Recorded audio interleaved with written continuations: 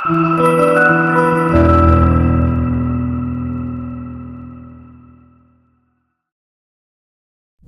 Viewers, स्वागत है आपका हमारे चैनल के एक और नए इन्फॉर्मेटिव वीडियो में।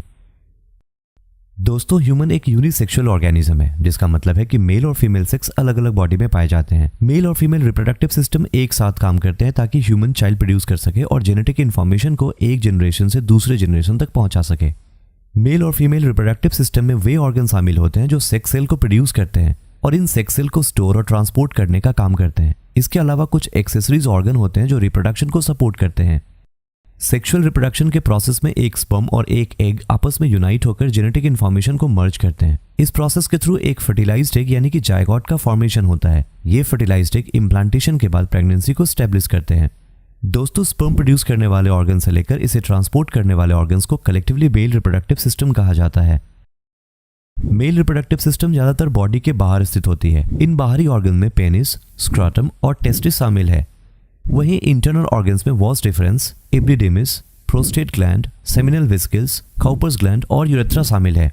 Male reproductive system sexual function के साथ साथ यूरिन एक्सक्रीशन का भी फंक्शन करता है। दोस्तों, आइए अब मेल रिप्रोडक्टिव सिस्टम के ऑर्गन्स और उसके फंक्शन को डिटेल में जानते हैं। स्क्रॉटम एक सैग जैसी स्ट्रक्चर है जो पेनिस के नीचे लटकती रहती है। यह डार्टस और क्रेमेस्टर मसल्स द्वारा एब्डोमिनल कैविटी से जुड़ा होता है। स्क्रॉटम स्पर्मेटोजेनेसिस प्रोसेस के लिए टेस्टिस के टेम्परेचर को कंट्रोल करता है। टेम्परेचर कम होने पे ये मसल्स स्क्रॉटम और उसमें प्रेजेंट टेस्टिस को बॉडी के क्लोज ले जाती है, जबकि टेम्परेचर अधिक होने पे ये मसल्स स्क्रॉटम को बॉडी से दूर ले जाती है। ऐसा इसलिए होता है क्योंकि टेस्टिस को स्पर्म प्रोड्यूस करने के लिए जो टेम्परेचर की रिक्वायरमेंट होती है वो बॉडी टेम्परेचर से कम होती है। इसी रीजन से टेस्टिस स्क्रॉटम के भीतर होता है। क्रिप्टोर्काइडिज्म एक ऐसी कंडीशन है जिसमें बच्चे का टेस्टिस स्क्रॉटम में नहीं जा पाता। इसे अनडिसेंडेड टेस्टिकल भी कहा जाता है। टेस्टिस मेल में प्राइमरी रिप्रोडक्टिव ऑर्गन है जो ओवल शेप की होती है।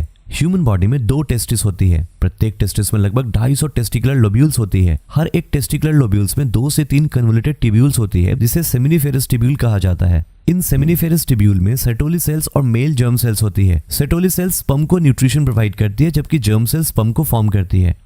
सेमिनिफेरस ट्यूब्यूल के बीच में ब्लैंक स्पेस होती है जिसमें लेडिक सेल्स होती है। ये सेल्स मेल सेक्स हार्मोन यानी कि टेस्टोस्टेरोन को प्रोड्यूस करती है। टेस्टोस्टेरोन मेल में प्राइमरी और सेकेंडरी सेक्स कैरेक्टर को डेवलप करती है।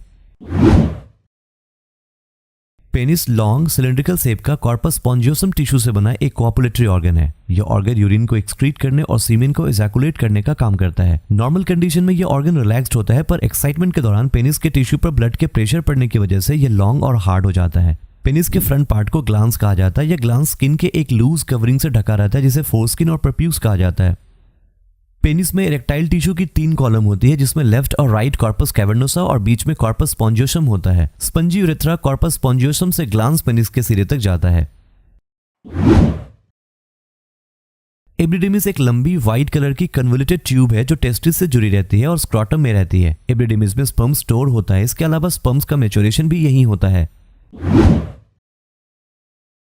वॉस डिफरेंस एक मस्कुलर ट्यूब जैसी स्ट्रक्चर है जो स्पर्म को एपिडिडिमिस से पेनिस तक पहुंचाती है और एजाकुलेशन के समय तक स्पर्म को स्टोर करती है। वॉस डिफरेंस की लंबाई लगभग 30 सेंटीमीटर होती है। मेल रिप्रोडक्टिव सिस्टम में 2 वॉस डिफरेंशिया होती है। वॉस डिफरेंस को डक्ट डिफरेंस भी कहा जाता है।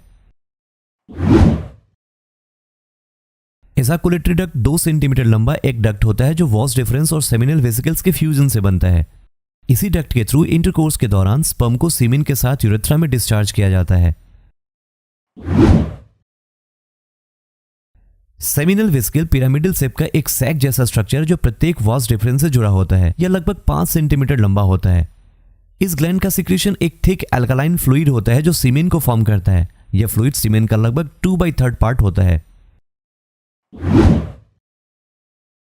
प्रोस्टेट ग्लैंड एक अखरोट के आकार की ग्लैंड है जो यूरिनरी ब्लैडर और पेनिस के बीच में स्थित होती है। यह ग्लैंड एक टाइप का अल्कलाइन लिक्विड का सिक्रीशन करता है। सीमेन का लगभग 5 से 30% भाग इसी फ्लूइड का बना होता है। यह फ्लूइड स्पर्म को नरिशमेंट प्रोवाइड करता है।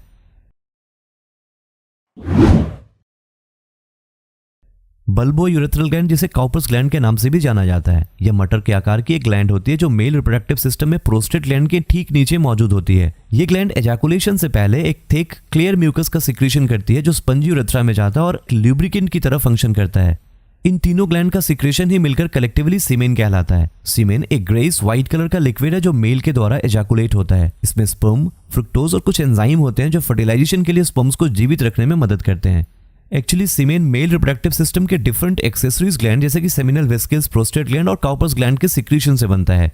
इसमें मौजूद प्रोटीन की बड़ी मात्रा के कारण यह सफेद रंग का ओपेलसेंस होता है और उसमें मौजूद स्पर्म के कारण इसका अपीयरेंस स्लाइटली टर्बिड होता है। एक नॉर्मल एजाकुलेशन में सीमेन की अमाउंट लगभग 2 से 4 ml या उससे अधिक होती है, जिसमें लगभग 10% यानी कि लगभग 40 मिलियन स्पर्म होता है। यदि एजाकुलेशन के बीच लंबा गैप हो तो सीमेन में स्पर्म की संख्या बढ़ जाती है। दोस्तों आइए अब ये जानते हैं कि मेल का रिप्रोडक्टिव सिस्टम काम कैसे करता है। दोस्तों ह्यूमन रिप्रोडक्टिव सिस्टम कंप्लीटली तरीके से हार्मोन पर डिपेंड होता है। ये हार्मोन एक ऐसी केमिकल्स है जो आपके सेल्स या ऑर्गन की एक्टिविटीज को स्टिमुलेट या रेगुलेट करते हैं। FSH, LH और टेस्टोस्टेरोन जैसे हार्मोन मेल रिप्रोडक्टिव सिस्टम के फंक्शन को कंट्रोल करता है। FSH और LH पिट्यूटरी ग्लैंड से प्रोड्यूस होती है।